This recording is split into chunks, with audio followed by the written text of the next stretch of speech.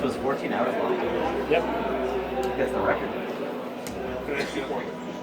Yeah, we're doing a PC port. Is there a way to adjust the camera at all, or does it just stay where it is? I'm sorry, what? Is there a way to adjust the camera at all? Yeah, hit select or your back button. That'll recenter it. It is always from a fixed camera. Select? Yeah, and then just recenters it, right? That's what you're looking at, or trying to I switch mean, like, cameras? because he's kind of far away sometimes. No. Oh, no. It just depends on the room. Some rooms are bigger.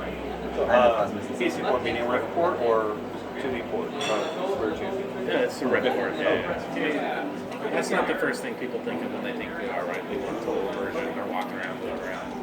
But we were pretty surprised even when we first got the initial demo of it running. It's still really cool. Like, you still feel like you're in this crazy fantasy world. And again, you have the added benefit that you can play it a really long time. Yeah, no teleport. I mean, I've seen so many different. One of the things I heard out there was like some of these developers that have been working on launch titles for the Ring together launch titles. Yeah. Didn't get to see the things done by this dev or the dev story. So it's like you all like solve problems in your own way. Yep. And you pick this fixed camera. That was brutal. Solution. So all the combat is pretty brutal. Did you consider like teleporting?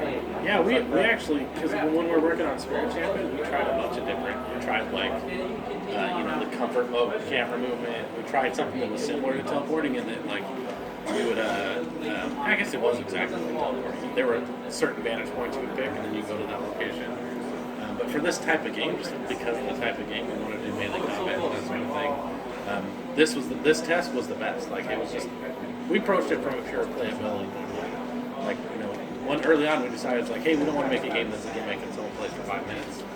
We want to make a game that was like a serious game and people play for a long period of time. And this is the camera where it's like, okay, I would actually sit and play this. That was rough. Ultimately, that's what we decided to do.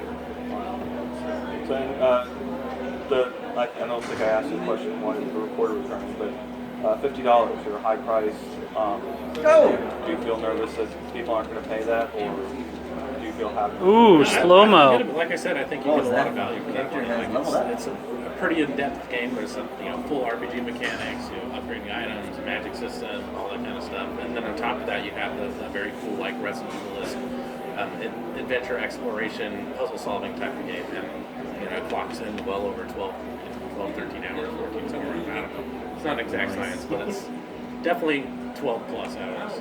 I wonder if it's more frustrating to get angry at a puzzle in VR than it is in real life, because you feel like it's...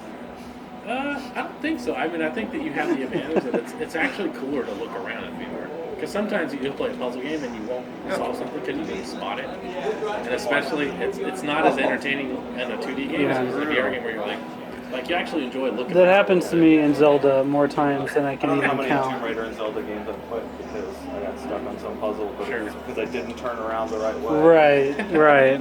Yep. Yeah, well, I mean, obviously we ran into that a lot with Dark Side, right? We know what that's like to have people get stuck on a puzzle and quit playing the game.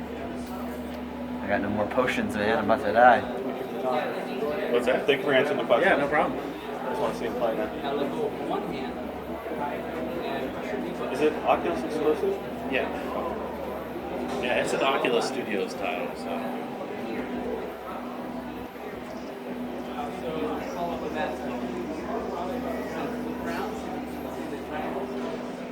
Spirit God was sort of like your Tesla game. They Shield. you and they're like, okay, let's make Chronos. No, Pretty much, yeah. Yeah, Spirit Man was fun because we made that game in like 4 months. Spirit Champion, so. Kind of a Dark Souls Souls like an kind of eternity to have a whole year. We're like, wow, this is crazy.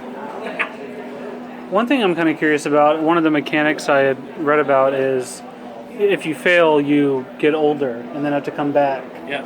So So basically, every time you die, you age 1 year.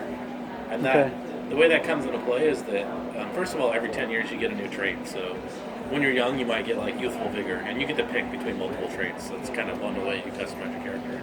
So there's this interesting dynamic where the less you die, the harder the game is. And the more you die, it gets a little simpler. So maybe if you're not so good and you die a lot, you're going to get a lot of traits and the game gets a little easier. Slayed. I see. We're going to see that right now. What happens if you get to like 80? So 80 happens to be the max age. In this case, we actually decided, at first we were like, we'll just let him die, you failed the game. But then we decided people would probably kill us. Is that a mode you can enable, like an Iron Man mode, where Yeah. you get one life and... We wanted to. Anyway, what we decided on is when you turn 80, the only trait you can pick is immortality. It's kind of explained.